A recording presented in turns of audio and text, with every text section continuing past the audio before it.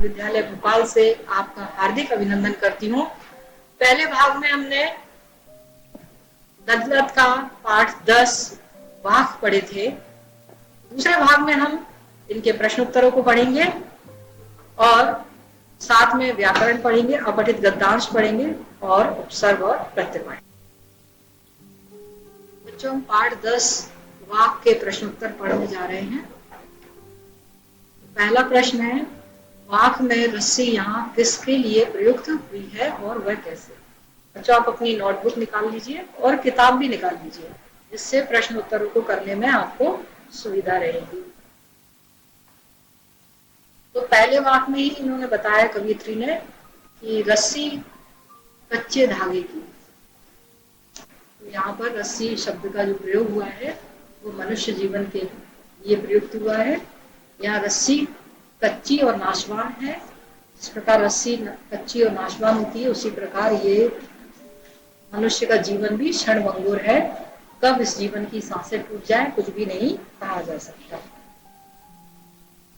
दूसरा प्रश्न है, कवियत्री द्वारा मुक्ति के लिए किए जाने वाले प्रयास व्यर्थ क्यों हो रहे हैं? उत्तर में आएगा बच्चों, कवियत्री ने पहले जीवन में हठ योग अपनाया प्रभु को पाने के लिए, फिर उसे कोई लाभ प्राप्त नहीं हुआ। कवियत्री ने अपने जीवन को कच्चे धागे की रस्सी से खींच रही है, उनमें प्रौढ़ता नहीं थी। उनका जीवन मिट्टी के सकोरे की तरह, पानी जिस प्रकार टपकता है उस तरह क्षण क्षण समाप्त होता जा रहा है।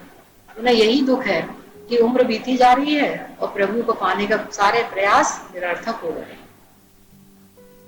प्रश्न क्रमांक 3 देखते हैं बच्चों, कवियत्री का घर जाने की चाह से क्या तात्पर्य है? तो इसका उत्तर है कि घर जाने की चाह माने प्रभु से मिलने की, जहां से आई थी वहीं जाने की चाह उन्हें सता रही है।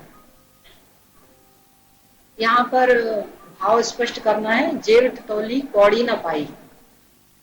इसके लिए पहले वाक्य की व्याख्या में देख सकते हैं आप, फिर भी मैं आपको बताती हूँ कि जेब टटोली कौड़ी न पाई का अर्थ है कि जब कवियत्री ने ईश्वर को देने के लिए, उतराई में देने के लिए अपनी जेब में देखा कि मेरे पास क्या है, तो संचित कर्म के रूप में उसके जेब में कुछ भी नहीं था। कौड़ी माने अमूल्य चीज। कौड़ी का अर्थ होता है कि नगण्य, कुछ भी नहीं।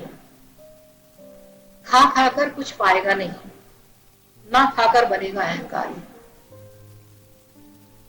इसका भाव ये है कि इस संसार में आने के बाद, वो विलास में लिप्त रहने के बाद कुछ पाएगा नहीं, जीवन को यूं व्यर्थ गवा देगा, और नहीं खाएगा तो घमंड आ जाएगा, अहंकारी बन जाएगा कि मैंने त्याग किया है।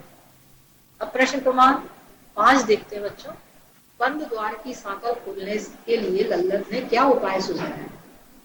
कवियत्री ने ईश्वर को बाह्य आडंबरों से प्राप्ति की अपेक्षा अंतःकरण में ईश्वर को खोजने की बात कही है। जिस दिन मनुष्य हृदय की सांकल जंजीर टूट जाएगी, उसी दिन ईश्वर को प्राप्त करने के सारे मार्ग खुल जाएंगे। इसलिए मन से प्रभु की साधना करो और अंतःकरण और बाह्य इंद्रियों पर विजय प्राप्त कर समभाव में लीन हो प्रभु की भक्ति करना चाहिए। प्रश्न क्रमांक 6 में देखिए, ईश्वर प्राप्ति के लिए बहुत से साधक हठ योग जैसी कठिन साधना करते हैं, लेकिन उससे भी लक्ष्य प्राप्त नहीं होता। यह भाव किन पंक्तियों में व्यक्त हुआ है? तो बच्चों, यह भाव आई सीधी राह से गई न सीधी राह में वाक्य क्रमांक 3 में ये प्रयुक्त हुआ है। इसमें यह है कि जिस रूप में शिशु आता है संसार में, वह पवित्र ईश्वर रूप में होता है, और सारे जीवन ईश्वर प्राप्ति के लिए हठ योग करता है। हठ योग माने साधना, कठिन साधना करता है, बलिदान, होम इत्यादि कार्य करता है, लेकिन उसे लक्ष्य की प्राप्ति नहीं होती है। और जब उसने अपनी जेब टटोली, उसने देखा कि सारा जीवन बीत गया, तो मेरे जाने की राह तो बड़ी कठिन है। तो इस वाक्य को आप याद कर लीजिए वाक्य क्रमांक 3 को आपको याद करना है। प्रश्न क्रमांक 7, ज्ञानी से कवयित्री का क्या अभिप्राय है? तो यहाँ ज्ञानी शब्द से कवयित्री का तात्पर्य है कि आत्मा और परमात्मा के संबंध में जो ज्ञान है, ना कि जो पुस्तकीय ज्ञान हम पढ़ते हैं। उनका कहना है कि प्रभु को मंदिर मस्जिद में ढूंढने की अपेक्षा अपने अंतःकरण की पवित्रता में धारण करें, क्योंकि ईश्वर तो थल थल में वास करता है, कण कण में वास करता है। जिसने अपने अंतःकरण को जान लिया, जिसने अपने मन को पहचान लिया, वह प्रभु को भी जान लेता है, और इस प्रकार वही सच्चा ज्ञानी कहलाता है। बच्चों, सारे प्रश्नों के उत्तर हो चुके हैं। इसके बाद इस भाग में अपठित गद्यांश को जोड़ा गया है। अपठित गद्यांश और पद्यांश दोनों होते हैं। इसे गद्य से भी लिया जाता है और पद्य से भी लिया जाता है। अपठित गद्यांश हमारी पाठ्य पुस्तक से ना होकर साहित्यिक पुस्तकों से, अन्य पुस्तकों से लिया जाता है। और इस पहले तो हम अपठित शब्द का विग्रह समझ लें। इस शब्द की रचना में आ उपसर्ग होता है, इत प्रत्यय होता है, और इसका जो मूल शब्द है वो क्या है? पाठ है। इस प्रकार आ धन पाठ, पठ धन इत, अपठित, जो पढ़ा हुआ पहले से नहीं है। तो अपठित गद्य और पद्य से क्या किया जाता है? प्रश्न पूछे जाते हैं, और ये हमारे प्रश्न उत्तरों में पेपर में 5 नंबर का आता है।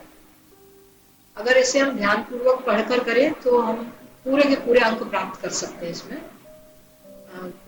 इसका मुख्य उद्देश्य होता है कि विद्यार्थी को की समझ और अभिव्यक्ति कौशल एवं भाषिक योग्यता का विकास करना होता है।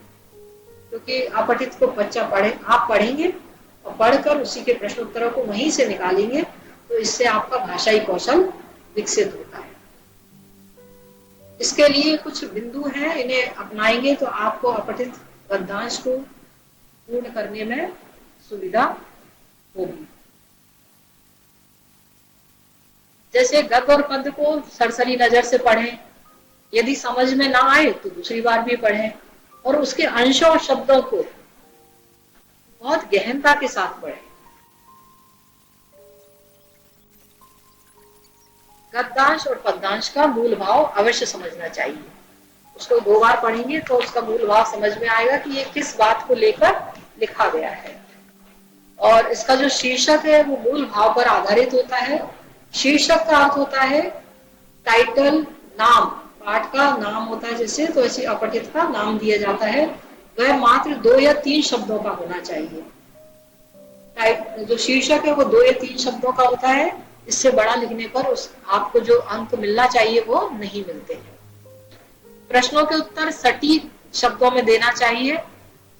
वैसे तो अधिकतर अपठित में जो प्रश्न उत्तर आते हैं वो क्रमवार रहते हैं। हम अपठित को जैसे जैसे पढ़ते जाते हैं वैसे वैसे प्रश्नों के उत्तर मिलते जाते हैं।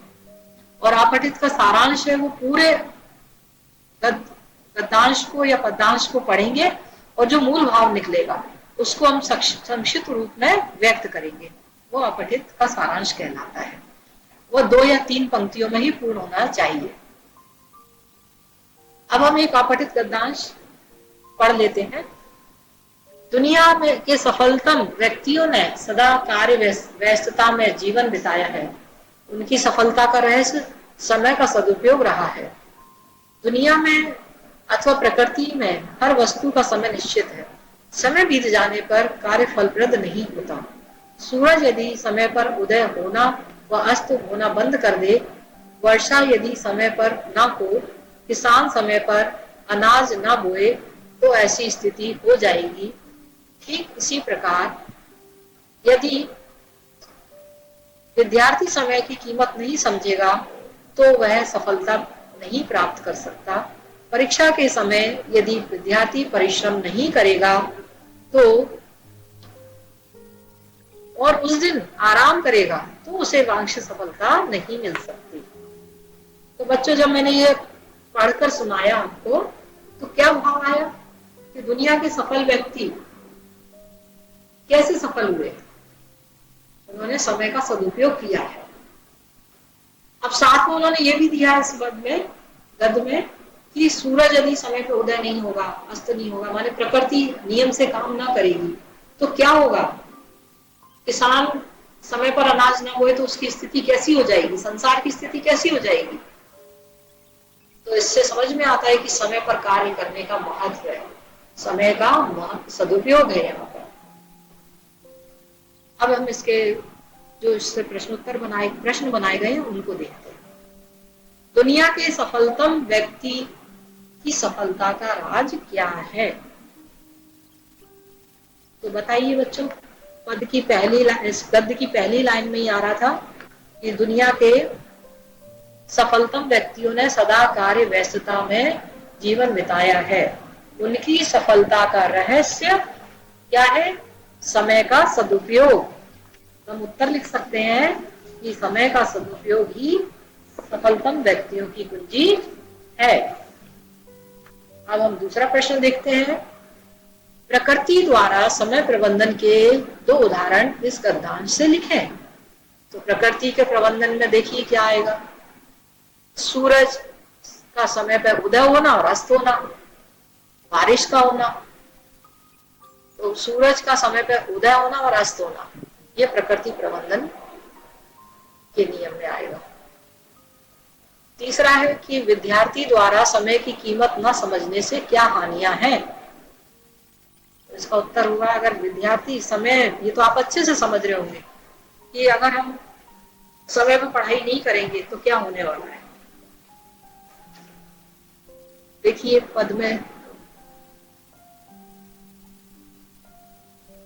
विद्यार्थी समय की कीमत नहीं समझेगा तो वह सफलता नहीं प्राप्त कर सकता।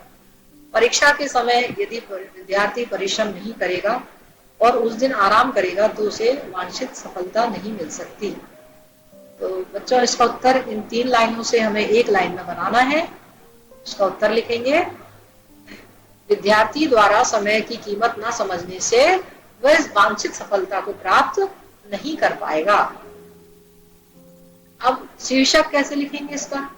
शीर्षक तो समय का सदुपयोग आना चाहिए, क्योंकि पूरी बात समय प्रबंधन को लेकर कही गई है। इस गद्यांश का जो सारांश है वो क्या आएगा? सारांश आएगा कि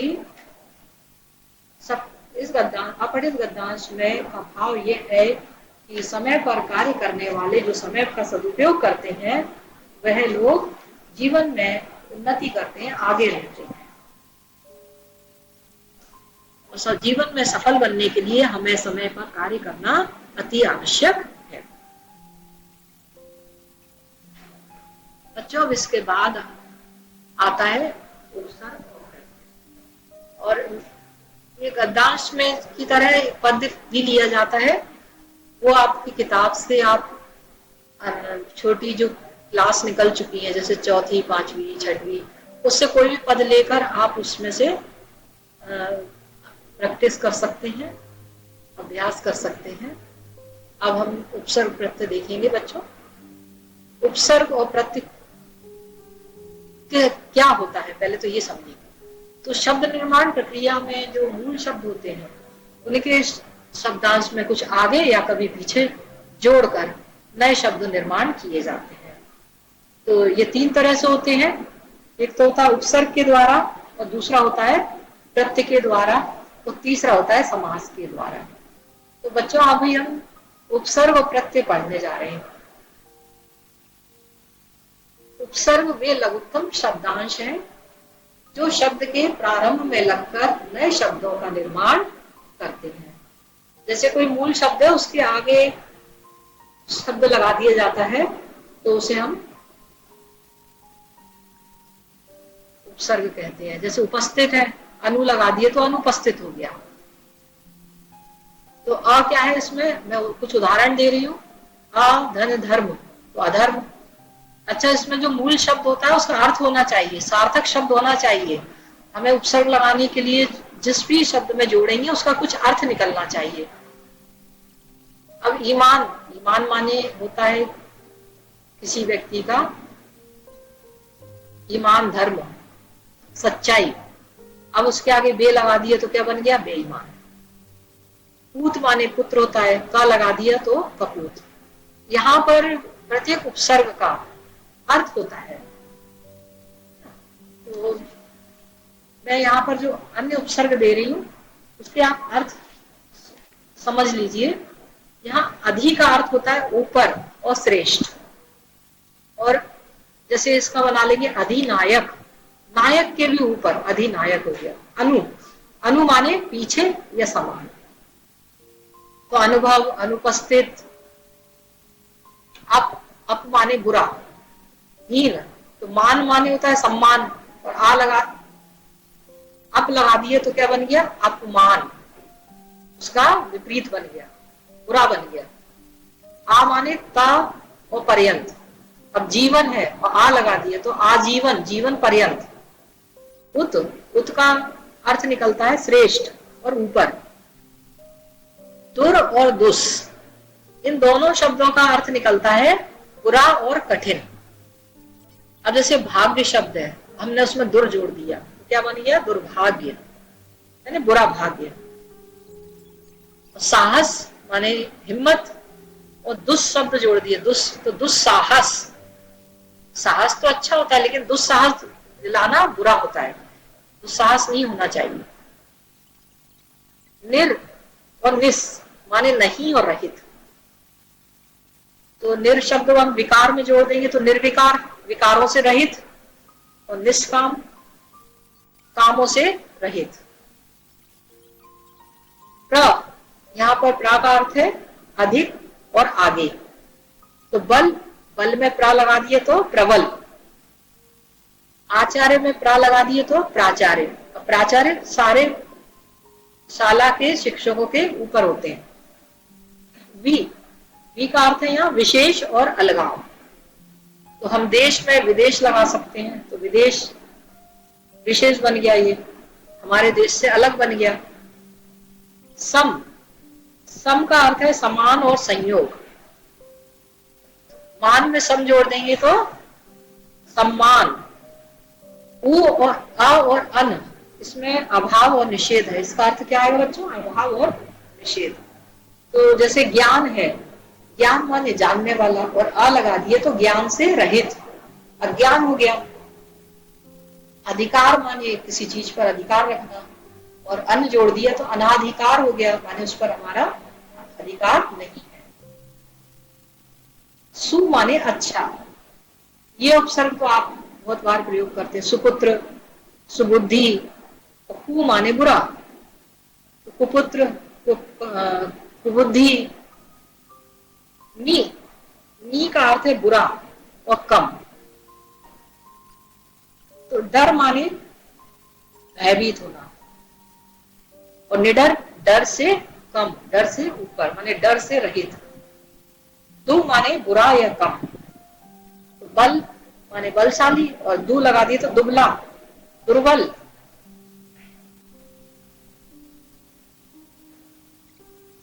इस प्रकार बच्चों आपको अर्थ नहीं देना है, लेकिन मैंने भाषाई समझ के लिए आपको अर्थ बता दिए हैं। आपको तो सिर्फ शब्द के आगे जोड़कर उपसर्ग बनाना है, और इसी क्रम में अब हम आगे पढ़ते हैं प्रत्यय।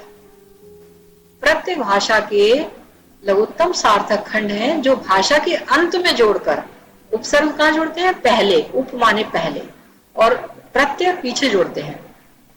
तो अंत में जोड़कर जो नए शब्दों का निर्माण होता है उन्हें हम प्रत्यय कहते हैं। तो इसमें मूल शब्द कहाँ जाएगा? पहले आ जाएगा, और प्रत्यय कहाँ जाएगा? पीछे।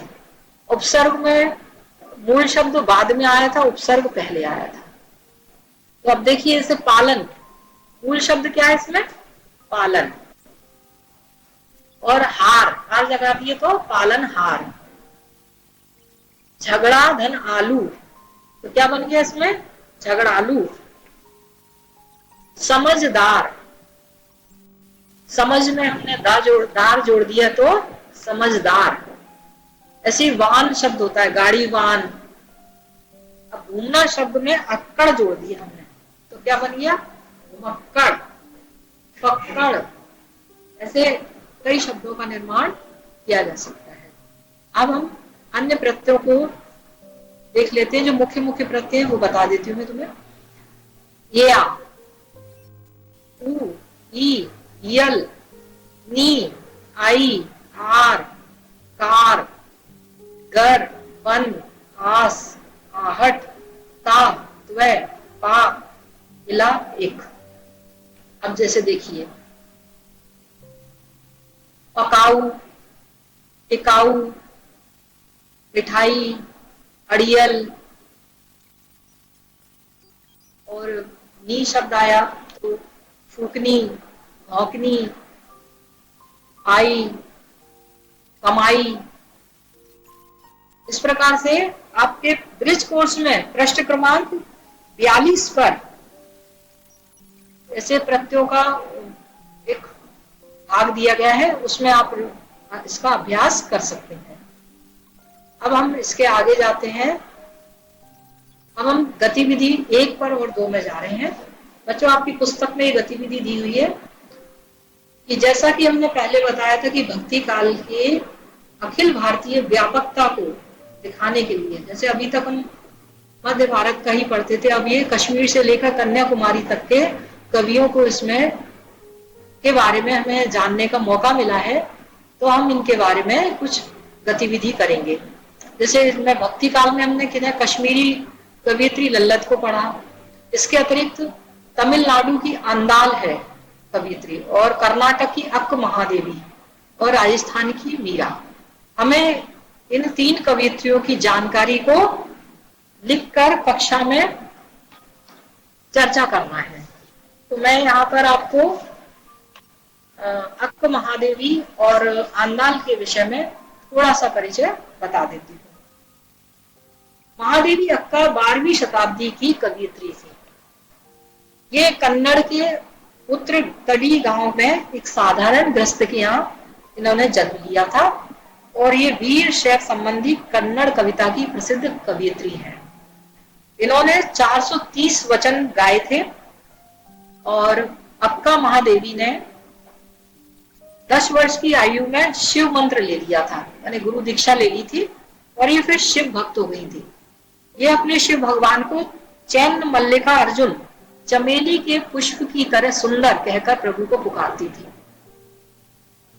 और ये उत्तर भारत की मीरा कही जाती है। जिस प्रकार मीरा कृष्ण को प्रेम करती थी, उसी प्रकार अक्क महादेवी शिव से प्रेम करती थी। अब मीराबाई के विषय में हम चर्चा करते हैं। मीराबाई भक्ति काल की सगुण भक्ति कवियत्री हैं।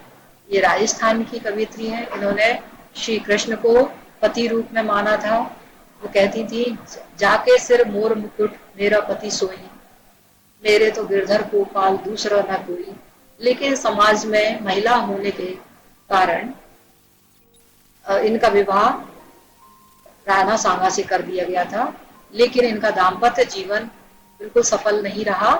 ये मूर्ति के साथ दिन रात भजन भक्ति करती रहती थी, और ये हमारे उस तत्कालीन समाज में अच्छा नहीं माना गया, और इसके कारण इन्हें जहर भी दिया गया। लेकिन कृष्ण भगवान के अनन्य भक्त होने के कारण कृष्ण भगवान ने उस जहर के प्याले को भी अमृत में बदल दिया था। और इसी प्रकार अब तमिलनाडु की आंदाल कवियत्री के विषय में जानते हैं।